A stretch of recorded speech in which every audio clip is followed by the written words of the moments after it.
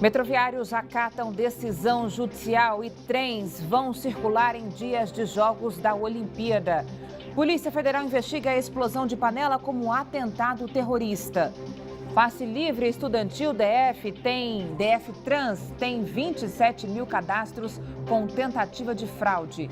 Veja também, governador sanciona a lei do Uber sem limite de carros. E os detalhes da colônia de férias do Detran, que ensina educação no trânsito para a garotada. Notícias da terça-feira no DF e em torno, agora no Band Cidade, segunda edição.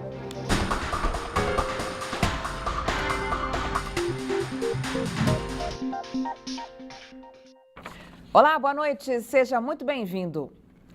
A greve dos metroviários completa hoje 50 dias, um recorde histórico.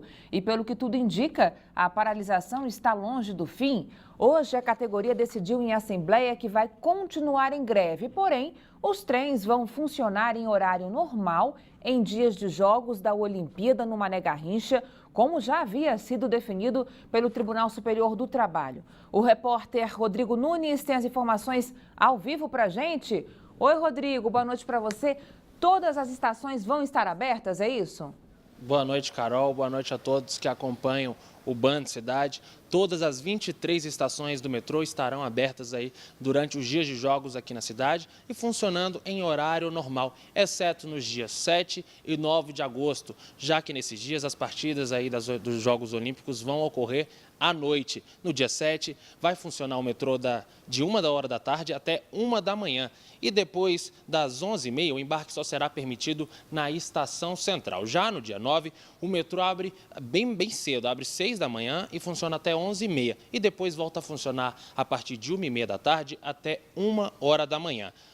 Ontem à noite, os metroviários e o GDF se reuniram em uma audiência no Tribunal Regional do Trabalho para tentar chegar a um acordo aí para acabar com essa greve, mas infelizmente não houve acordo, a greve continua e hoje houve uma Assembleia Geral realizada lá no Palácio do Buriti pelos metroviários que decidiram acatar a decisão do TST e vão trabalhar durante esses dias de jogos aqui na cidade, mas vão manter a greve aí por tempo indeterminado. Então a tendência é que depois dos Jogos Olímpicos o Brasiliense continue sem metrô aí por algum tempo mais aí. Vamos continuar acompanhando isso de perto. Carol.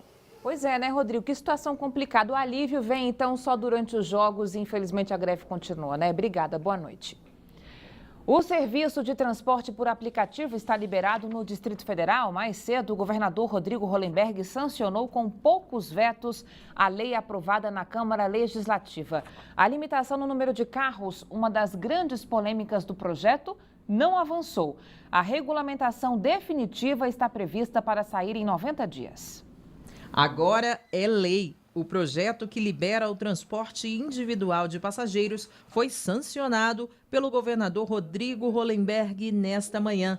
Ou seja, serviços como os prestados pelo Uber, aquele aplicativo usado para chamar um motorista executivo, estão autorizados no Distrito Federal. O texto, aprovado pelos distritais em junho deste ano, sofreu alterações antes de receber a assinatura do governador. 13 itens foram vetados. Agora, não é mais necessário ser dono do carro para prestar o serviço, nem comprovar residência no Distrito Federal. Com a aprovação dessa lei, nós esperamos dar tranquilidade, dar segurança jurídica para os motoristas que se utilizam dos aplicativos e, sobretudo, para a população que se utiliza desses aplicativos para o seu transporte diário. Outra novidade é que o número de UberX não será limitado. Não há limitação do número de veículos, que era a minha grande ansiedade. A segunda diferença é que terceiros poderão se utilizar de automóveis, o que baixa o custo para o consumidor. O projeto entrou em tramitação na Câmara Legislativa em novembro do ano passado. O serviço passou a ser chamado de Serviço de Transporte por Aplicativo. A liberação do transporte por aplicativo foi bastante esperada. Desde que chegou a Brasília, o Uber causou polêmica, protestos e uma onda de violência. Enquanto o serviço não havia sido autorizado, a capital presenciou uma série de agressões verbais e físicas entre taxistas, motoristas do Uber e até quem não tinha nada a ver com a disputa por passageiros.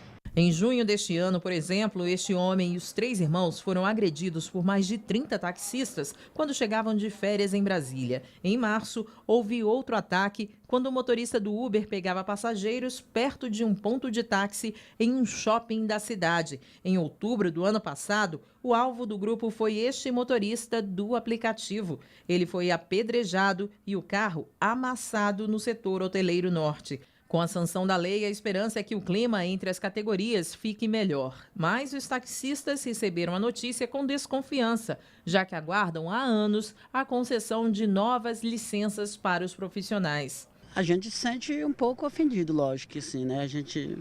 Mas todos têm que trabalhar, né?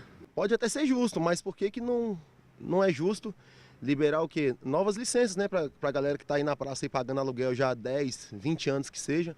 Não digo eu que tô há menos tempo, mas assim, tem muita gente que já trabalha há muito tempo e trabalha em carro alugado, em licença alugada.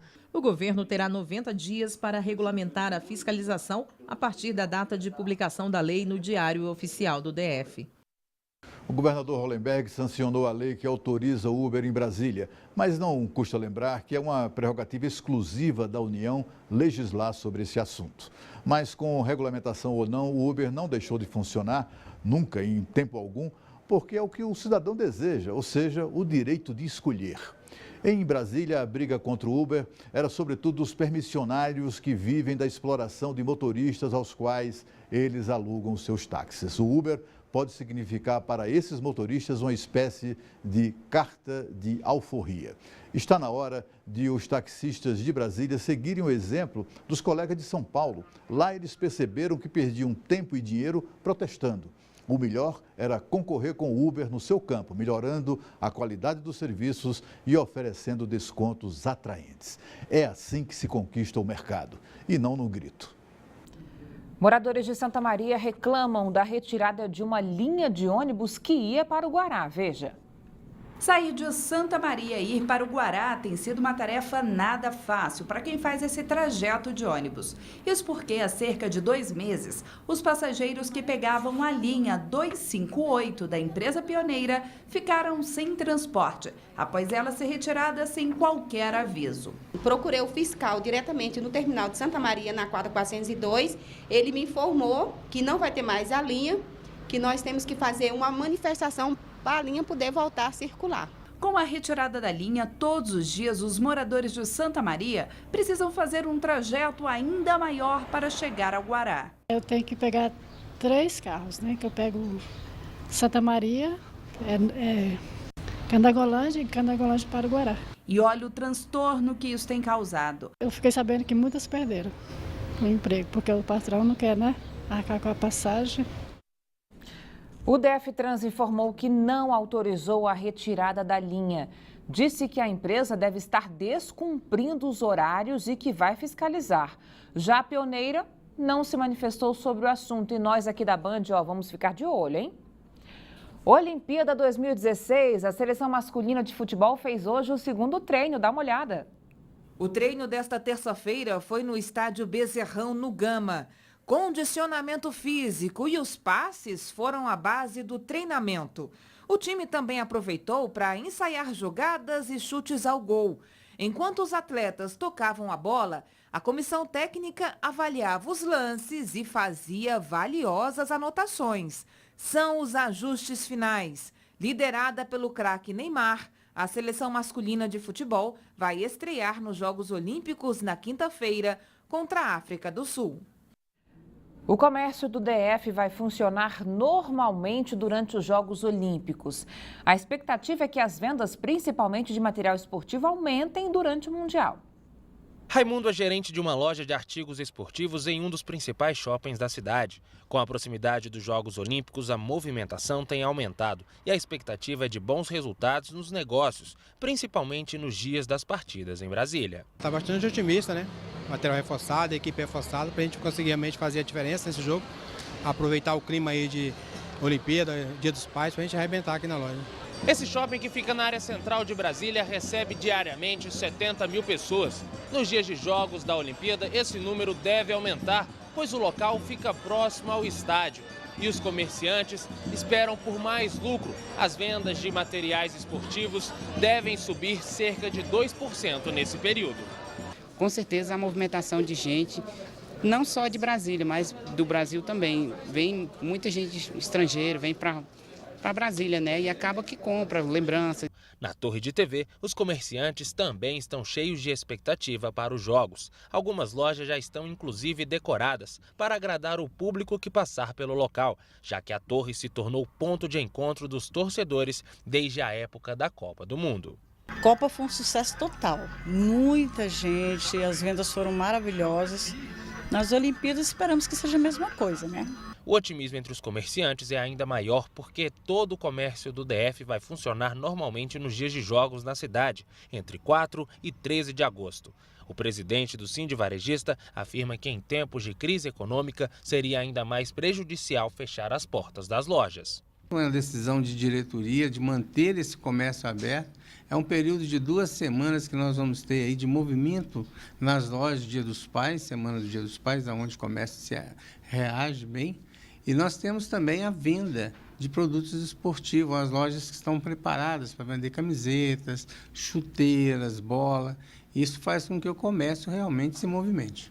Agora é só esperar a bola rolar e comemorar as vendas.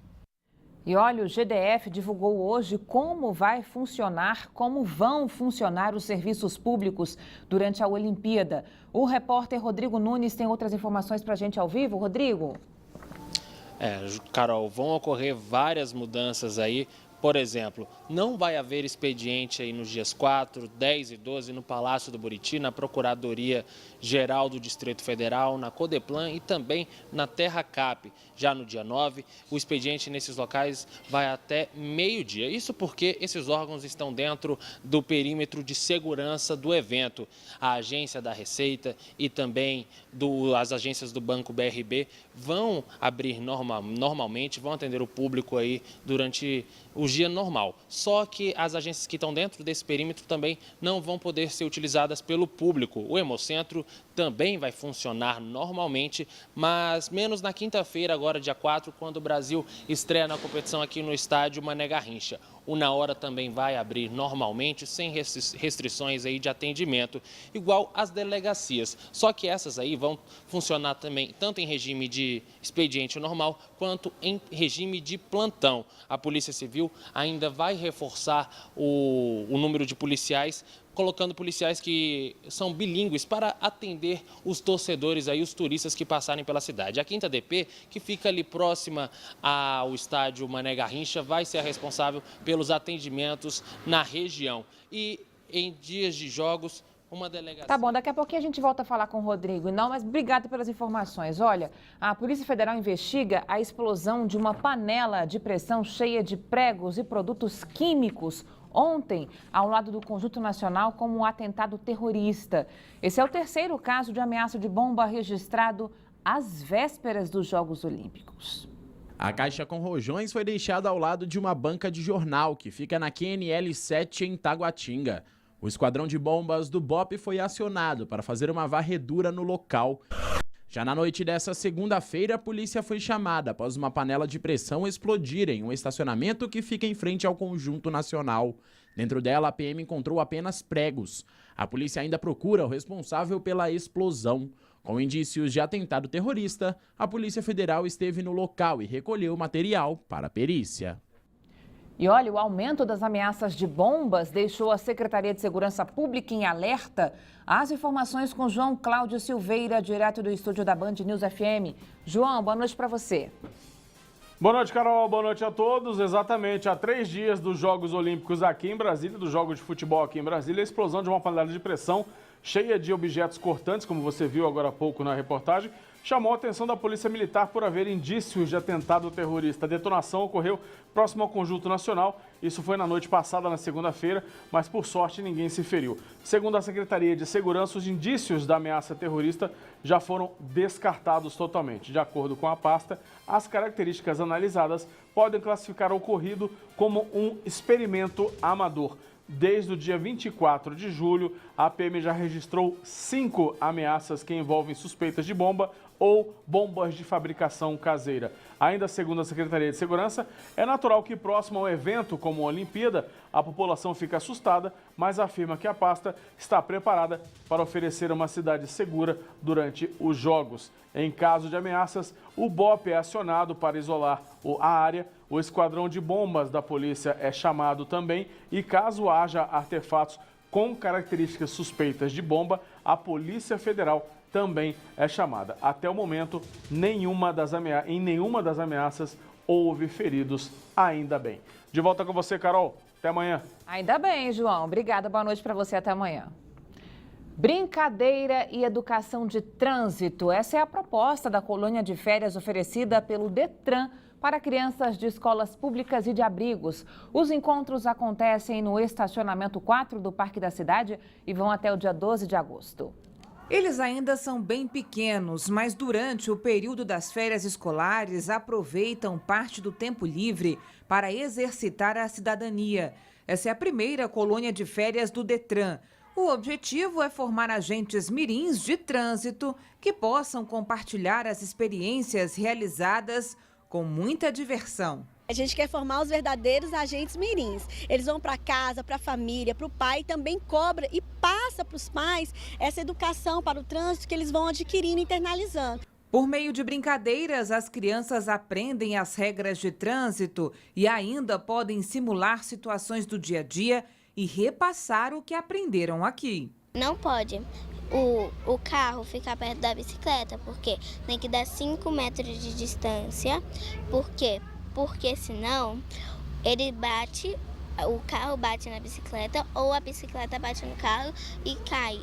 Os pequenos têm a oportunidade de conhecer de perto as motos utilizadas pelo Detran e recebem um kit com mochila e jogos educativos. Patrícia, de 6 anos, aprendeu direitinho o que foi ensinado. Ela sabe que a atenção nas pistas é fundamental para evitar acidentes. Igual meu pai fez, ele capotou porque não prestou atenção, estava dormindo no volante.